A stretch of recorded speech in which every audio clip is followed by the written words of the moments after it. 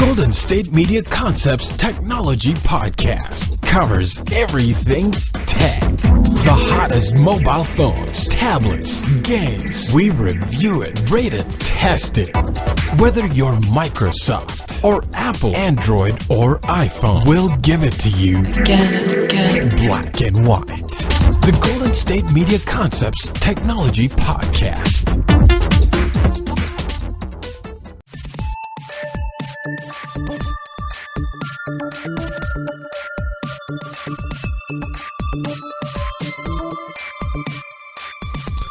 Hello and welcome to the GSMC Technology Podcast. I am your host, Tom Dougherty, and today we're going to be talking about a few things in the tech world. Starting off, we're going to be going over the new Xbox One X, the comparison over to the Xbox One S. The main thing is the Xbox One X, S, and X. It's going to be a different, I don't think I enunciate here.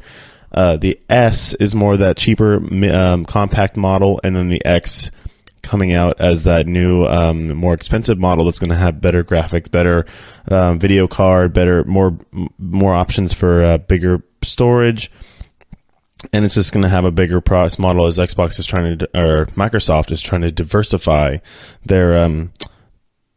They're trying to diversify just their product line and just trying to hit as many different consumer bases as possible. So obviously you have your hardcore gamer, and then just your run-of-the-mill person who just wants to use the Xbox for Netflix or maybe a couple different games. Also, you can obviously use it as a DVD player to stream sports. I mean, there's just this thing with the Xbox. I'll get into that in the first segment just in a minute.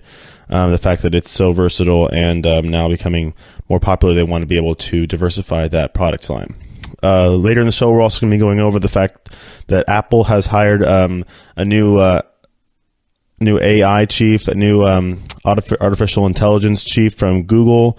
It's just going to be interesting. There's been reports saying it's going to be a big test for SIRI, as this chief was the lead in developing the personal assistant over at Google, and it's different little privacy stance now coming over to SIRI and having to deal with her privacy stance. I say her, but SIRI is a program.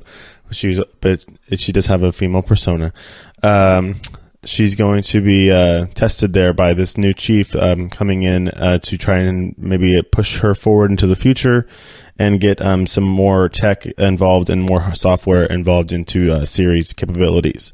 In the third segment, we're going to be going into the new iOS from Apple, iOS 11.3.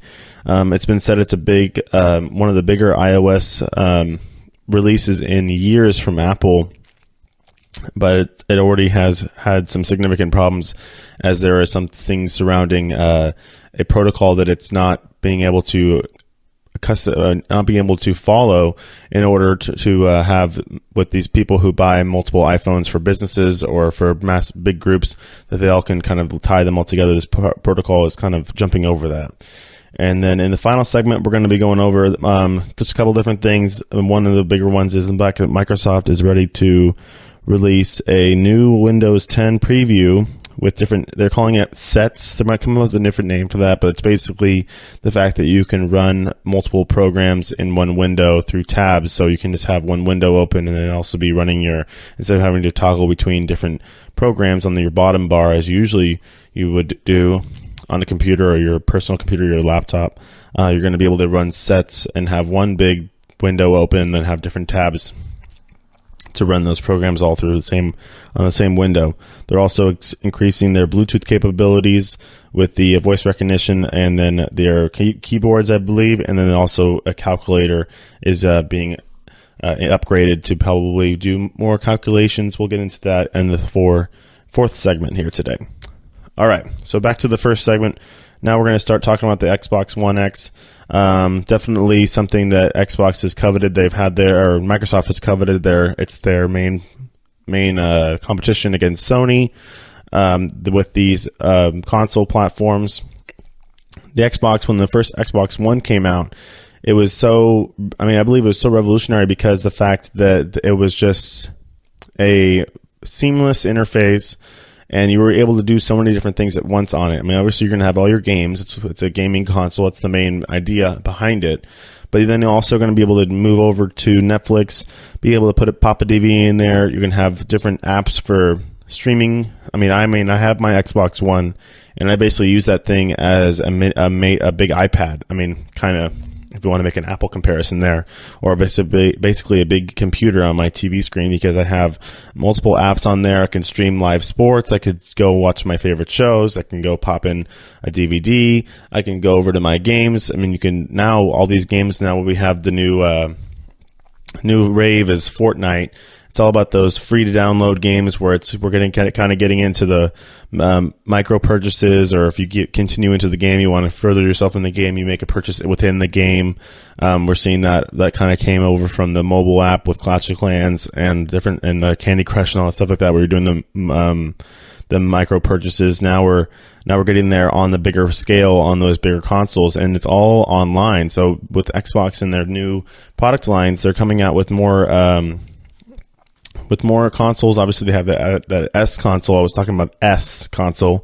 The Xbox One S came out last year, I believe like early last fall. It came out. That was a smaller model, definitely a little more slender in size, and then all this lower on the price model there, price level. So you were able just to get a little bit the same kind of technology you would get probably from the original Xbox One, maybe on a little lower scale there too. But then they also were able to get you what you wanted when it comes to the interface of the Xbox with the tiles and seamless interface, getting everything where you can just switch between different apps, whatever you feel like doing on that particular day, if you're like more of a lower level gamer or just using it as an entertainment center. Now recently they've come out with this Xbox One X.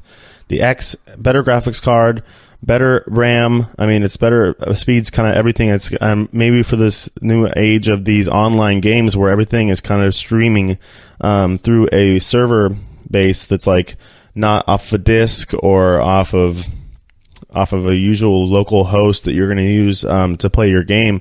It's all off streaming. You're not even when you get Fortnite, you don't go to the store and buy a disc. You just go on your Xbox. You go to the store, you type in Fortnite, and you download it right off the game, right from the Xbox servers, Microsoft servers, and then you can play online with however many people you want to play. That's the new. I mean, playing online has been around for a long time, but this is kind of a new way of doing it, where you're now going to be doing it for free. Everybody's playing for free. You don't have to go pre-order the game. You don't have to go to GameStop and get the disc. You don't have to order it on Amazon or go to Walmart or wherever you go to get your games. You literally just download it onto your console and start playing it with all your friends or people across the world. I mean, it's kind of amazing how we're seeing this transfer of popularity when it comes to games that are still the kind of same thing we like to do. All these first-person shooters. I mean, now we're seeing like Fortnite is this game where it's kind of a combination of a first-person shooter and like a Minecraft style, where you're going to be able to be building your own maps. You can personalize your character. You can have whatever, pick up different kinds of weapons and stuff like that. So it's interesting now that you're seeing these console companies. We'll wait and see what Sony does with the PS4, if they're going to kind of follow the same Microsoft model when it comes to this diversification of console. You're going to have two different models of the console coming out.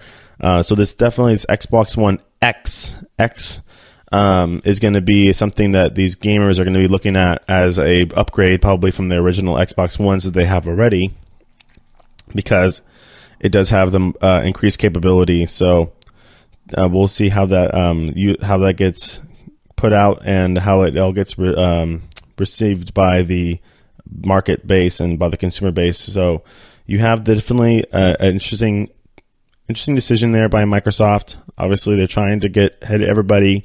I think it's a great decision because they're not only including the gamer, which is what these consoles were originally made for. I mean, the hardcore gamer. I remember having my roommates back in college all just huddled around. I mean, we had 3 Xboxes in one house, and they're all huddled around playing one game all together on 3 different consoles. Now you have these new consoles that are coming out, and the differences, I mean, it's just the power, design, and connectivity versus it's just kind of kind of a way to get everybody on the same level here, versus what if you're just kind of a middle of the road like me, where you're not playing all these online games. You're basically using it for whether it's a sports game or Netflix or just kind of streaming something off of the one of their apps.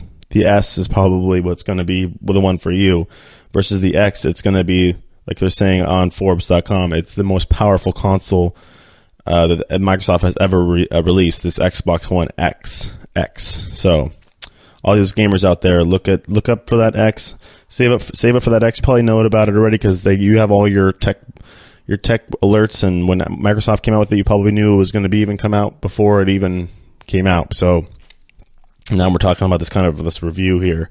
So the Xbox One X, it's a little bit bigger. It's kind of the same size as that the original Xbox, versus the S is going to be smaller. So the Xbox One X is definitely a little heavier, a little bulkier, and then it's definitely going to have a little more capabilities. Whether it's the Bluetooth for the headsets, it's going to be the Ethernet capability when it comes to connecting to the internet for your streaming and for your connectivity to these servers that you're going to be playing these massive games on with multiple people from around the world. So, I mean, it's going to be looking up there.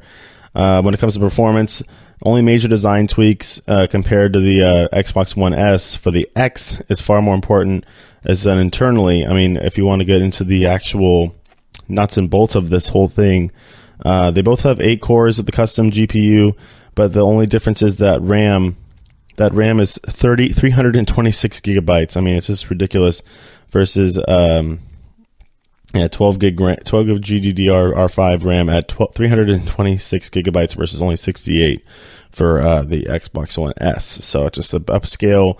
It's going to give you a better 4K experience if you have those not new 4K TVs coming out now. That Xbox One X is going to definitely make your viewing and your gameplay a little more vivid, as it is the point. Everybody likes to have a clear screen. You got to find out where all those people are so you can beat them at their own game. I mean, that's the whole idea here, right? It's a competition.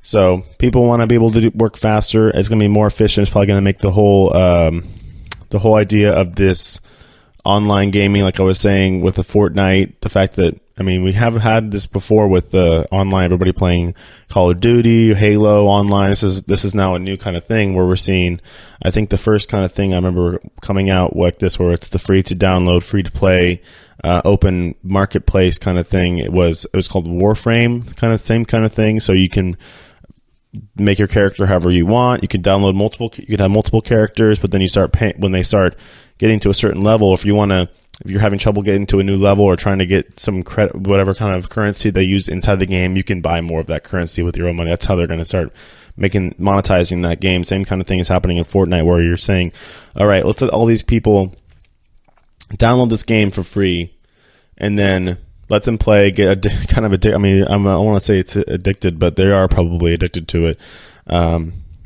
Just going off of what I've seen off of social media and everything, people are just all over the place. We have athletes going after this game, playing it all the wee hours of the night. There's different kinds of message boards and subreddits and Twitter accounts, all these videos of people taking screenshots of their screen, showing off their great gameplay of this Fortnite game. I mean, it is really sweeping across the nation, and they're going to have to go probably make some purchases of their own to advance further in the game. That's how this game is going to make money. Either that, I don't think there's any advertisements in there. So it's just interesting how we're going that way. Now the consoles are kind of following suit to get you a better graphics card, to get you a better 4K capability with this Xbox One X. So, I mean, it is pretty techy. This is the Tech Podcast here at the GSMC Podcast Network, and we're talking about the Xbox One S versus the Xbox One X that just came out last month, versus the Xbox One S that came out last year. This is a smaller console. So if you need a little more compact capabilities, if you don't really need all that big big special and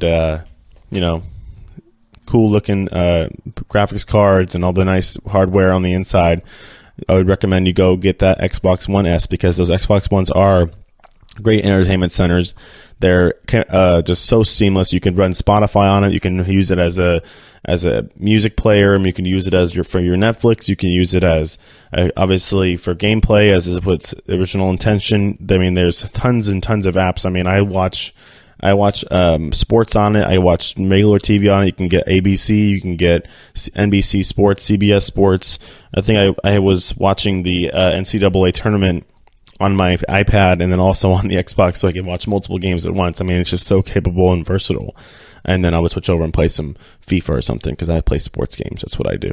But yeah, so I'm not that kind of person that probably would go get the Xbox One X. I'm more of an S person, but there's definitely people out there who would want that better graphics card, that better capabilities.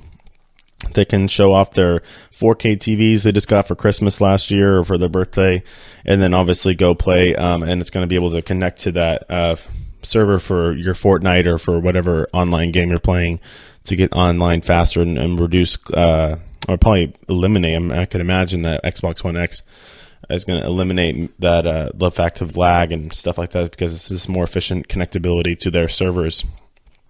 All right. So that's going to wrap it up for the first segment. We talked a lot about the Xbox One X and kind of talking about the differences between the S and the X. Obviously, there's some glaring differences just at the first look, the different size. But when you open up the hood, definitely some differences on the inside. It's just more capable. It's the most powerful Xbox yet that Microsoft has put out. And it's also interesting the fact that the Xbox has now been diversified into two different kind of models. They've never done that before. We've always had just one generation of a console come out at a time. Original Xbox 360, and the Xbox One, and now we have the X, and the S. We have to enunciate because they're pretty similar. So I mean, Xbox is probably having some issues with that. We'll see, but no, that's all. It's going to wrap it up for this first segment. I'll be right back with some talk about Apple and their new hire to be in charge of Siri and their artificial intelligence program. We'll be right back. Do you want to be healthier, yet you just don't know what to do? All these shows telling you this and that, but nothing seems to work. Well, listen close. Golden State Media Concepts has got something great for you. The Health and Wellness Podcast dedicated to workout trends, healthy eating habits, diet, and everything about healthy living. Join us in our banters as we help you not just live life to the fullest, but live it to the healthiest.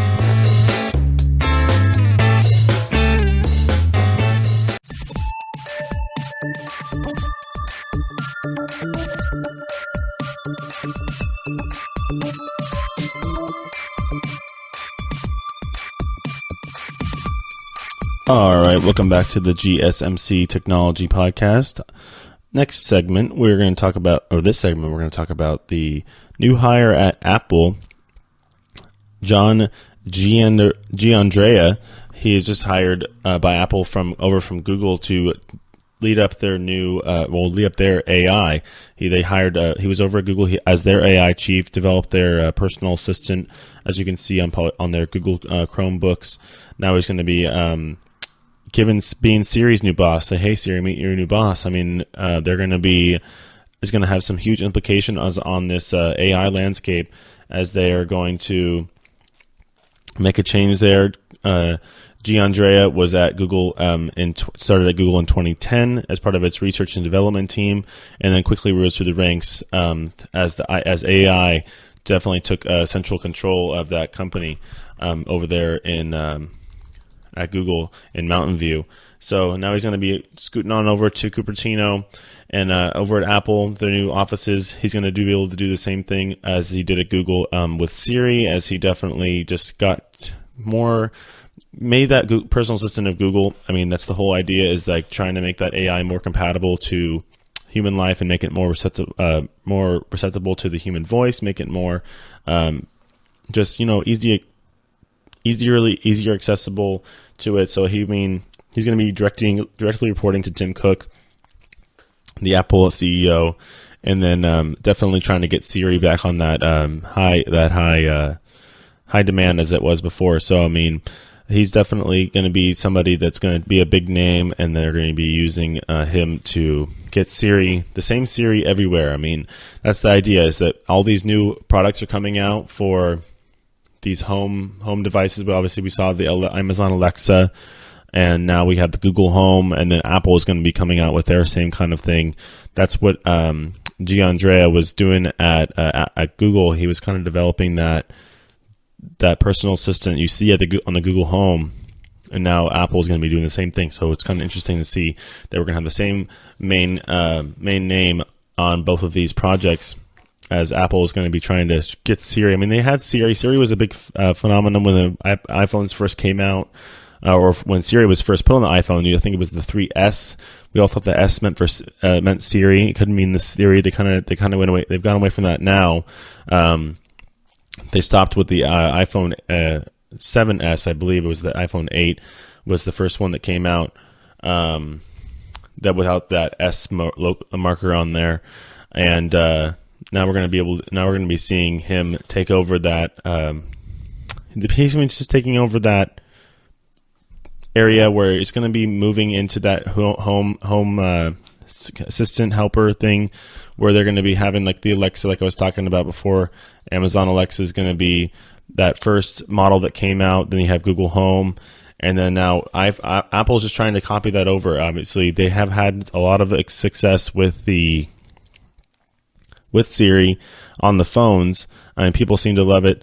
And having the ability to just tell Siri what to do. Now they have the ability to just, without even pressing a button, you can just say, "Hey Siri." Basically, if your phone is charged enough, I have my iPhone where I can just say, "Hey Siri," and she'll come up and be like, "What's up?" I mean, careful, it doesn't happen right now. But I mean, they're just trying to get this same Siri everywhere, I believe. And then with Giandrea, it's just going to be interesting. As I was saying, it's going to be a test for Siri's privacy policy. Is he usually is just kind of private eyes and ears. I mean, the biggest hurdle is that the hardware isn't compatible. His commitment to hyper privacy. I mean, Google and Amazon use their data to build out their machines, learning algorithms. They have a lot of data research pulled from everywhere, so they're allowed to give that AI. So the more information you can give an AI, the better you can give an algorithm where it's learning more information every minute. Siri hasn't really done that. They kind of limit her. I keep saying her. They kind of limit the ability for Siri to learn, as it is a hyper privacy, as Apple has that high commitment to privacy, as they always have.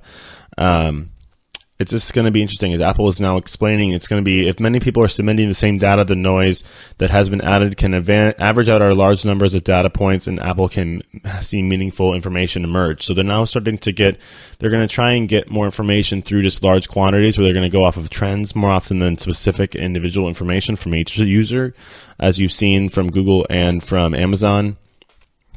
And it's just a lot harder than Google. That approach is different. I mean, when you're getting individual raw data from each person versus just using a collective, like now Apple's saying they're going to be using, it's going to be a slower haul for Siri to advance into the same AI space as because they all have names, I believe. Alexa has been able to, my parents have an Alexa at home. Whenever I go over there, they can just say, "Hey Alexa, play this on Spotify," or something like that, and she just does it. I haven't gotten that far on Siri with my phone. I can't tell her to play Spotify, maybe because she's partial to Apple Music. But it's just interesting how you can do voice recognition. They can tell who's playing what. I mean, you can tell the AI to learn more things about your specific family. Siri is more person to person, where it's obviously a personal assistant on your specific phone, versus these now iHomes, or whatever, the Google Homes and the Alexas with the Amazon Dots and the new the big towers they have that you sit on your kitchen counter. It's for an entire family or for an entire household, that they're going to have to use one AI project or one AI portal to get to handle multiple people versus having just one person. So it's going to be interesting how Apple does this. I mean, this fact that Giandrea might have his work cut out for him, and the fact that he's coming over from a place where it was so much more free-flowing information compared to Apple, where it's going to be much more close to the vest. I mean, that's what their whole point about it.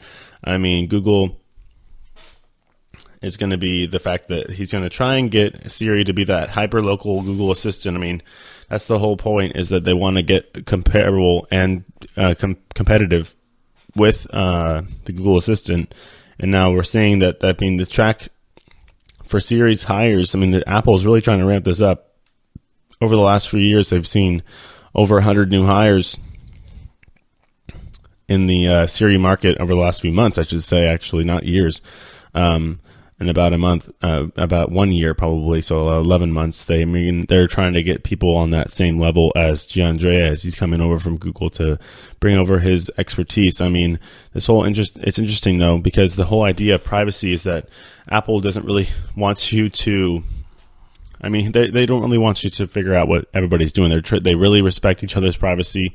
The whole idea, like I was talking about before, is the fact that with AI, the more data you can give it, the better. I mean, with Apple, they just are trying to go off of this collective when they're trying to see. It seems like they're describing something as a trend, where they're trying to get these people to oversee multiple people doing it. We'll take it as a trend. We'll take it as that information, then we'll plug it into Siri.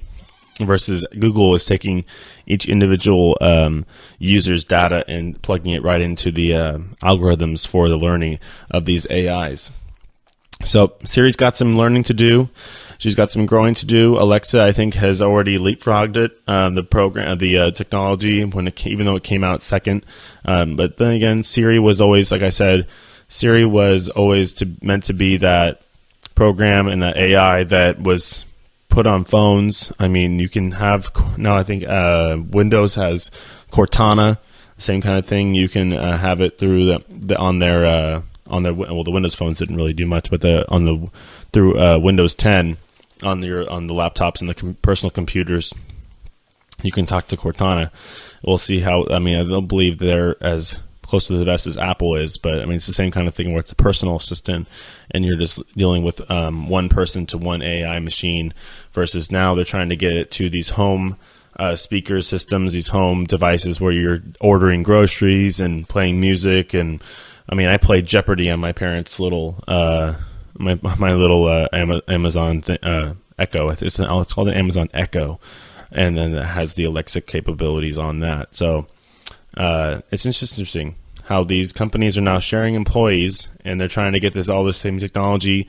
And we'll see what Gianandrea is going to have some pushback from Tim Cook regarding these privacy issues and the data collecting, because that's what you need. That's the lifeblood of AI, is this data, and the fact that you need all this data in order to get the right learning algorithm for these programs. I mean, the more you can, the more it's going to learn, because you don't want to limit these programs. They're designed to expand and learn throughout the whole course of their creation. That's the whole process of AI. It's artificial intelligence. It's not you have to tell it what to do. You have to be able to let it learn and be able to grow. It has its own brain where it's going to be able to interpret certain things and different commands that you're going to give it, because it's basically an assistant. That's the whole point.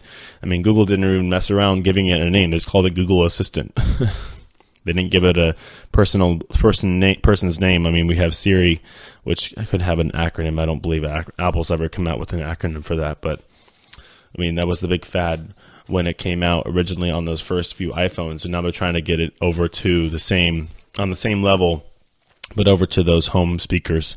So Gianandrea's got his work cut out for him. Apple definitely has to make some decisions regarding their privacy issues, but we're going to probably be seeing more and more changes when it comes to Siri.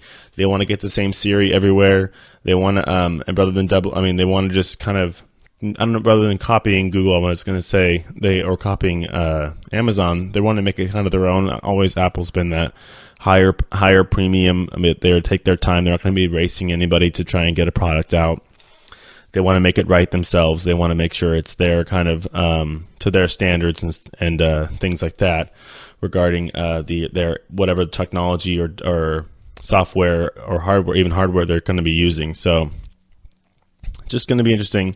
So it's going to be like I said, like they're saying on these message boards. I mean, on these reports, that Gianandrea isn't a sign that Apple is changing its philosophy, but it's rather doubling down on it. They're trying to get these people to transfer over to their way of thinking, even though they're coming from companies that may not have that kind of way of thinking. Tim Cook is taking that model that Steve Jobs put out there for him to run out with, and now they're just going to have to expand in order to sell more of their products. So the new products are coming out, they're going to have to expand that kind of way of life and way of thinking in order to integrate it into these home speakers and be able to get Siri and that AI out there, where you're not diving into people's personal business or personal data, but you're going to be using these bigger trends. And I believe Apple can be able to, they probably can make whatever algorithm they want if they're going to be making one of these series for everything here, and then using Giandrea's expertise from Google to try and integrate. Maybe it'll go half and half there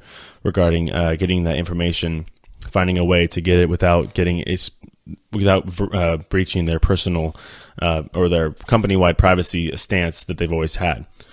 All right, so that's going to wrap it up for this second segment and the first half of the show here. We talked about Xbox and Xbox One X, the Xbox One S, the comparisons between that in the first segment. Then we went over the new hire here over at Apple down in the Bay Area in Silicon Valley.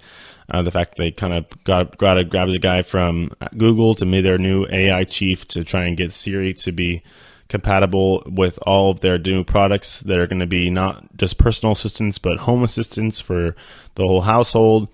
And then how that's going to play in with their privacy stuff regarding their idea of data sharing and how they're going to have Siri learn more capabilities and get more learning algorithms.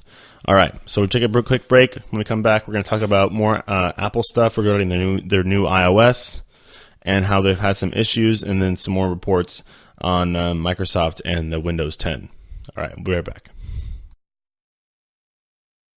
Tired of searching the vast jungle of podcasts? Now listen close and hear this out. There's a podcast network that covers just about everything that you've been searching. Hey! The Golden State Media Concepts Podcast Network is here. Nothing less than a podcast bliss with endless hours of podcast coverage. From news, sports, music, fashion, cooking, entertainment, fantasy, football, and so much more. So stop lurking around and go straight out to the Golden State Media Concepts Podcast Network. Guaranteed to fill that podcast itch.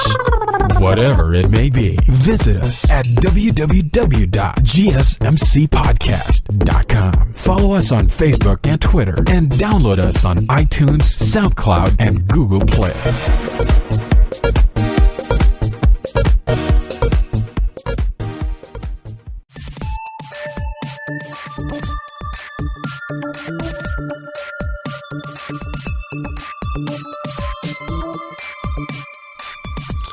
All right, welcome back to this third segment now of the GSMC Technology Podcast.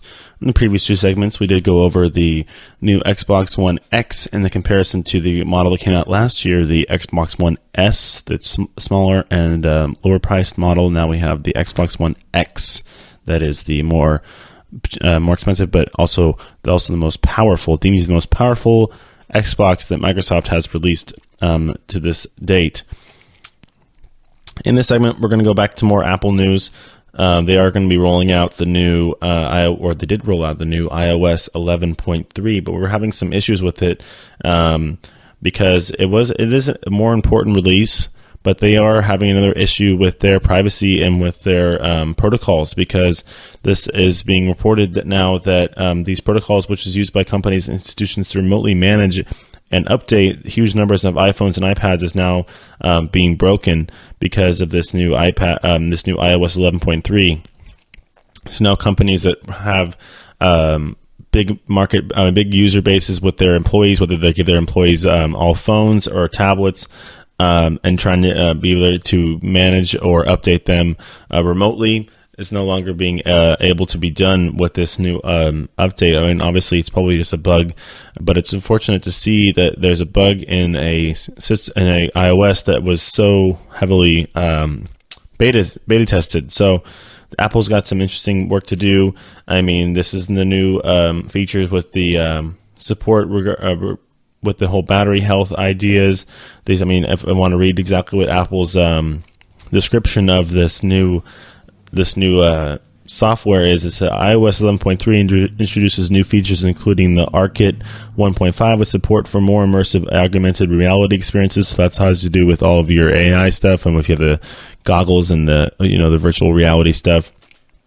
Then it has the new iPhone battery health beta. So it's a beta testing their new program, which is for the iPhone battery health, some new animojis for the iPhone X users and more. And it also says that it includes the stability improvements and bug fixes. They're going to have to do another one quickly for more bug fixes because they're having issues that are returning a new response that does not match Apple's documented protocol. So they're not able to have updates or management from remote sources for a mass amount of iPhones that a lot of companies use. So the failed response will cause the device to remain in a failed loop, which prevents it from further commands from whatever they're sending off that signal from. As reported from Forbes.com, this is just another issue that this is happening for Apple. I mean, it's not just saying it's not like Apple Music doesn't give as good recommendations as Spotify. This is a big issue for big companies that have deals with Apple. I mean, I can imagine they have all these contracts with Apple to be using to be their sole proprietor of cell phones for their employees. I mean, that's what they're kind of cornering the market when it comes to big companies and their employees getting these phones, and instead of having employees go out and buying whatever phone they want, they're just kind of telling them, you're going to get an Apple and we're going to pay for it. So, I mean, I know my uncle, for example, is a doctor down at Kaiser, and he has a Kaiser Apple iPhone. So he could be somebody that's affected by this issue because of the fact that his bosses can't effectively manage and operate or update his phone for him, which is the responsibility of that company to do so. All right, so that's a little bit of news there regarding Apple. It's just interesting seeing that they have something like that happen to them when they have these things beta tested for a long time. I know it's not quite a massive iOS overhaul like you see with it's just a 0.3. So it's just interesting seeing this is happening to Apple. And some more news. Google employees demand that the company pull out of the Pentagon AI project. So, I mean, we already talked about AI in the last segment, but we're going to talk a little more about this. This is regarding Google.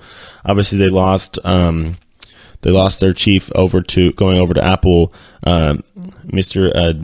Giandrea going over to Apple to help with the SIRI advancement into the base of getting off of, just using it for individual use and getting to more of multiple user use in like the households for those new home devices.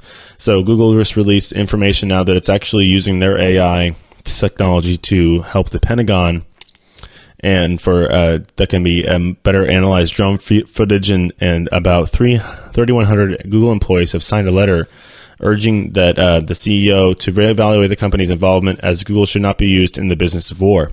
This was reported by the New York Times, and that's the project at the Pentagon is called Project Maven.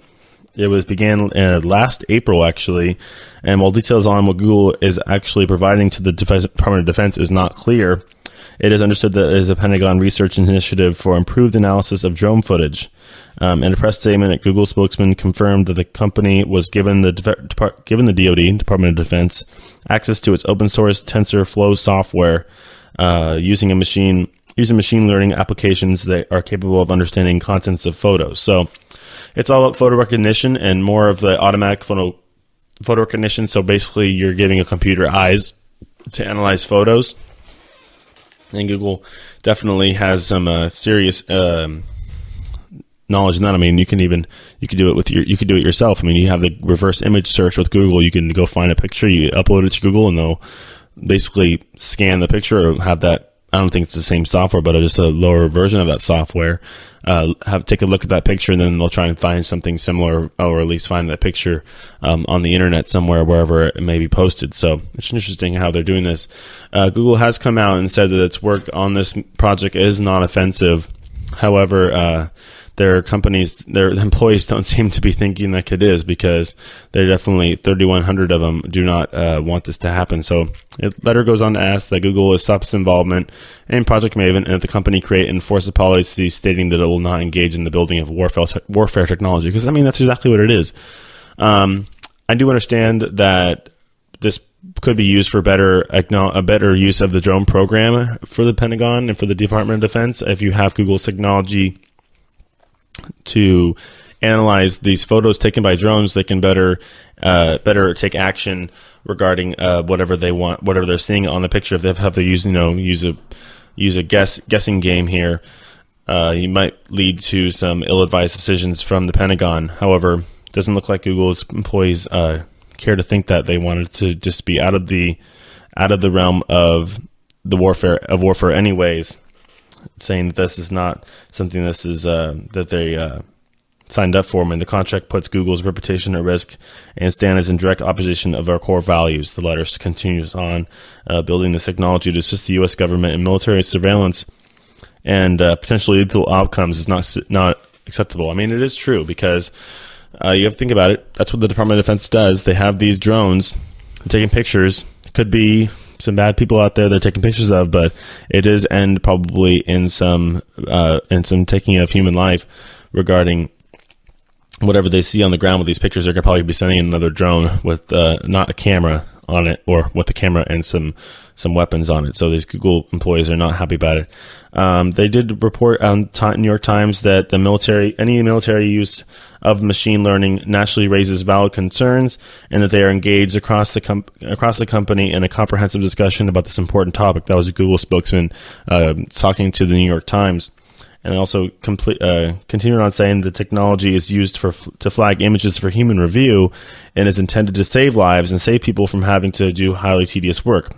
I mean, I do believe that. Actually, that's what I thought when I first originally read about the report, and the fact that, I mean, the big glaring report is the fact that these Google employees are having problems with this, but it looks like they're just kind of missing. I think they're almost missing this point. I mean, they're using it almost for good. I know it probably does end. When you think military, you're going to think that something ends badly, but the whole point is they're getting mass amount of images, mass amount of data, and when you have these guys in these whatever, it's a bunker or office or wherever, they're in the Pentagon somewhere deep in the ground, looking at these pictures. I mean, this is tedious work, and they might make a mistake, and there's always human error. But when you have a highly sophisticated program that is going to be flagging these images and basically scanning these images itself with the eyes that Google gave this computer, basically, it could lead to some better decisions made by the DoD and in the Pentagon. So it could lead to actually saving some lives. And there are other companies such as Amazon and Microsoft who have worked on defense projects, but Google employees backing this letter don't see it as a way to endorse Google's work on Project Maven. So, I mean, the fact that Google's like, they could point at their competitors and can point at their compadres in the tech world that, hey, they're doing it too. The employees don't seem to care. I mean, Google has a unique history of its motto being "Don't be evil," and its direct reach into the lives of the billions of users set it apart. I mean, the letter states, as it completes its statement, on the fact that a lot of these employees do not agree the fact that they're going to be involved in this or are involved in this project with the Department of Defense. I don't know if they can really do much. The contracts are contracts, and if anybody has a contract and demands the respect and keeping up of that contract, is the Department of Defense and the Pentagon. I mean, in the past, Google has been careful about its ties in the military.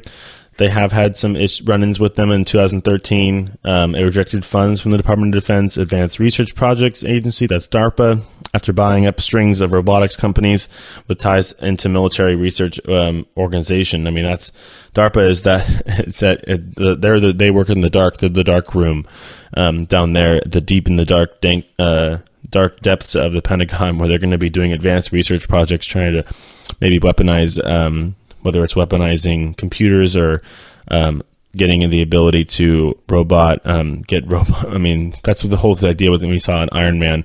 They're making those the robot soldiers. So I'm trying to say is what they're doing. So I mean, that's what the thing, when they saw Google was buying up a string of robotics companies, they're trying to give them some more money in order to help them out over at DARPA. So it's just an interesting piece of news there. Going back to Google, we were talking about AI in the previous segment. Now just coming across that, I wanted to bring that up because now we have Google getting involved with AI in our military. I mean, they probably have been the ones that have moved forward the most when it comes to artificial intelligence, especially when compared to Apple. We talked about how Apple is now trying to get SIRI on the same level as that Google Assistant that you'll see, and even Alexa that you see over at Amazon for these home speakers and home assistants that you're going to just put on your kitchen counter or put in your bedroom and talk to it like it's a person and order your groceries and have it play music for you or tell you a joke or say good morning to you or read you your news. I mean, those things have endless capabilities, and it's all about AI because they keep learning and keep getting new abilities, whatever, basically learning off of you and your daily routine, whatever you may be doing with your home device is going to there to help you out and kind of just assist you in any way you can. All right. So that's going to wrap it up for this segment. We did go over a couple things regarding Apple and its iOS 11.3 issues. So be advised if you're a proprietor of a large company that has a contract with Apple in order to give your employees all of their phones, you might want to be, you probably already know that because that's a pretty specific thing, but it's just an interesting fact that Apple, a big company that usually tries to keep its things under wraps and tries to limit those mistakes, something that's so. But 11.3, something that was a big deal with their whole AI rollout and everything. They're having an issue with just mass group management and capability of a update. So we'll be right back. We're going to talk about, in our last segment, we're talking about Microsoft and the new rollout for the Windows 10 and some capabilities regarding that for all you PC users out there. So I'll be right back with talk about that.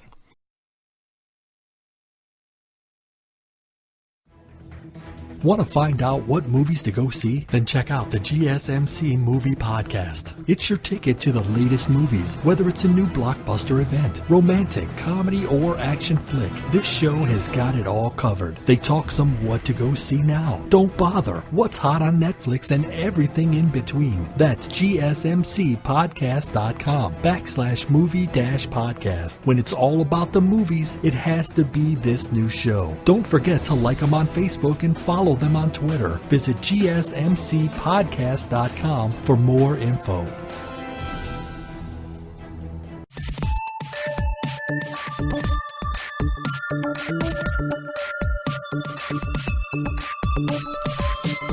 All right, welcome back to the GSMC Technology Podcast. This is our final segment of the day here.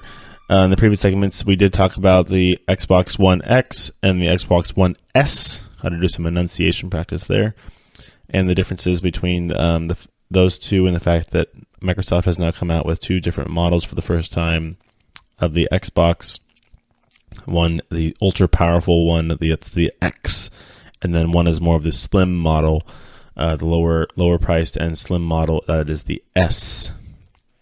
So in this segment, we will talk about some stuff with their other products, that is the Windows 10 platform for your PC and your laptops that you've gotten from Microsoft that run the Windows 10 platform. There is some reports out that they're going to be coming out with this new thing called sets. I kind of hinted to it in the beginning of the show, talking about the fact that these sets are going to be able to run multiple programs all at once, while you can have different tabs on top and see them versus having to click and toggle through multiple different windows in the bottom on your toolbar there at the bottom. So Microsoft, definitely a company that has been trying to get on the right footing there. They've been on the back burner right now when it comes to the Windows application. I mean, they've been getting their stuff figured out for the Xbox, like I was talking about in the first segment, and now they're going to be getting their stuff ready for the PC market and trying to get that rolled out, as you're going to be seeing some upgrades regarding their calculator improvements. They're going to have better calculations, I think, to run better, more in-depth ability to run more in-depth calculations for your more advanced math people, and then also better Bluetooth capability regarding their wireless keyboards, and then speaking and their voice activated stuff with Cortana and stuff like that. So they're definitely, it's a service. It's just built in a different way. They're gonna have the same that RS5 branch. They're representing the Windows 10 update. The company that plans to reach much more later this year. I mean, they're going to be releasing this update in this month. They're going to have the build come ahead. So if he sets, it's not necessarily its final name, like I was saying, lets you run multiple apps in a single window using tabs. This idea that should be able to open new tabs as a given window for whatever you're working on, whether it's web pages, research documents, necessary files, and so on. I mean, this is for more of that application for work computer, whatever you may be doing regarding your job. I mean, they're going to have different stuff. So now you can check on that and check on your tabs versus getting all your multitasking figured out. So you can now check your battery of your Bluetooth devices. So I mean, they have it all compatible in there for when you have your, whether it's a computer or if you have a wireless headset linked to the your PC. Whether it's a keyboard or a headset linked to your PC, you now check the batteries, and the battery percentage will update whenever your PC and device are connected. The Windows calculator has been updated to fix a smaller but serious bug. The app is now correctly calculates square roots for perfect squares. Previously, the calculation was only an approximation. The desktop build includes the following general bug fixes and improvements. Fix an issue resulting in duplicate entries and disk management. Fix an issue that could result in the certain UWP app silently terminating when minimized. Fix an issue resulting in certain devices with BitLocker enabled unexpectedly booting into BitLocker recovery in recent flights. Fixed a race condition that could result in the taskbar not auto-hiding after opening and closing the smart menu while full screen window was visible. Fixed an issue where typing in start would switch to a blank Cortana screen if start was open when the PC went to sleep. Fixed an issue when using Arabic as your display language where after using an X to close the touch keyboard and a UWP app text field might stop coming up automatically in that field. And lastly, it consolidated the places where you can adjust their display brightness by removing the display brightness slider in the control panel power options. In the display brightness section under power options advanced settings, you can still adjust your brightness, display brightness via settings system display brightness in the action center via keyboard hotkeys. So it will bump the Windows build from.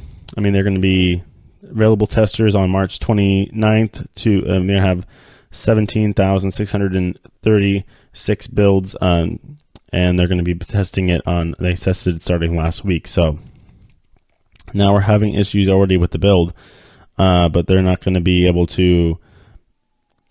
They don't want you to install it on your production machine. All right, so little tech news. I mean, that was a little tinkery with all this stuff coming out for Microsoft and their new Windows 10 update. So I'm just going to go over some basic news now, as we have some time at the end of the show here, just to kind of give you some updates on what's going on. We're going to do some gaming updates. New Overwatch Archives event lets you play a key story moment. So if you want to go talk about Overwatch, we'll do that for just a second here. You can go back. Blizzard has revealed Retribution, a new mission that'll be coming to Overwatch as part of the Overwatch Archives event, like 27's Uprising, which allowed players to experience Tracer's first ever mission as a part of Overwatch. Retribution develops into another key moment of the series' lore. As you travel 8 years into the past and join Black Watches, they seek to capture a high-ranking member of the Talon organization. So for all you Overwatch fans out there, be sure to pay attention to that, and you can learn more about that over on GameSpot. There's going to be some more stuff coming to Xbox and PS4, as we have, and then also World of Warcraft. The Battle for Azeroth launches August 14th. I remember when World of Warcraft was all the rave. It's starting to make a comeback here now, as we have our PC gamers listen up here as we'll have a August 14th launch for the new World of Warcraft expansion, the director revealed that during a preview event heard earlier at Blizzard's California HQ, the 7th expansion for its nearly 14-year-old MMO takes players to the high seas in search of allies in a renewed conflict between the Horde and the Alliance. Battle for Azeroth isn't just a fuzzy nostalgia. However, Blizzard is cramming in more than a few unconventional ideas, from Warcraft 3 inspired warfronts to the highly dynamic island expeditions where teams of 3 race against either human or advanced AI opponents in a super fun PvPvE mode. More on that later. So, yeah, they're coming out with a new thing. Yeah, here we go. Battle for the Azeroth will let players set sail for the islands Kul Tiras and Zandalar. Each faction will have their own continent to explore, while just questing up to the new cap level of 120. In terms of features, all the usual suspects for a major World of Warcraft expansion are here, including new dungeons, raids, and progression systems. All your new World of Warcraft stuff coming out in August. So just pay attention to that. I know it's a little long way off, but they're just announcing it now that it's going to be coming out in the next few months. They're having an issue, as I'm just looking through our daily news here. Facebook temporarily ruined love for Tinder users, but it's fine now, as Tinder was crashing due to some issues with Facebook and the fact that they're linking each other's together. Thousands of people's features have just been diverted into a different course as their prospective spouses, lovers, and hookups were ripped from their grasp by a change of Facebook permissions. So Facebook changed the permissions and definitely changed up the way that the online dating app Tinder, when you log in and try to open up the app, Facebook presented a login screen telling them that they needed to update the permissions within Facebook, and then there was nothing to do on Facebook. You'd go look at your permissions on Facebook and be like, what do I do here? But it's just interesting how now they've already fixed it, so you can go onto your Tinder and find your latest match. So don't worry, guys or ladies. Next up, we have the Apple, another Apple news. The iPad is having some issues with its gesture abilities. So using an iPhone X and iPad Pro is getting confusing. It's trying to have these gesture things where you can do more hand movements. Back in 2010, the iPad was heavily criticized for being a big iPhone. They're trying to make it change up, obviously, where it's that big, where it's now going to be a tablet. They're ditching. They were thinking about ditching the iPad Pro home button on the new model in favor of Face ID. It is a move that I believe does make sense. If they're going to try and get this Face ID thing working, they have to really go for it. So on this iPad Pro, they should, hold it up to your face. It'll open up for you and you'll have no home button as you do on that iPhone X. Later, they're trying to get that home gesturing, for example. So it's the longest time you press the home button on the iPad. It was kind of a fail-safe to get you back to the home screen. Now, if for all you iPhone X users now, you kind of have to swipe up, find the right spot in that bottom of the screen to swipe up, and it'll take you out of your app back to your home screen. Now they're trying to get that figured out on the iPad, as now there has been issues purported for people who are trying to do that on their iPhones.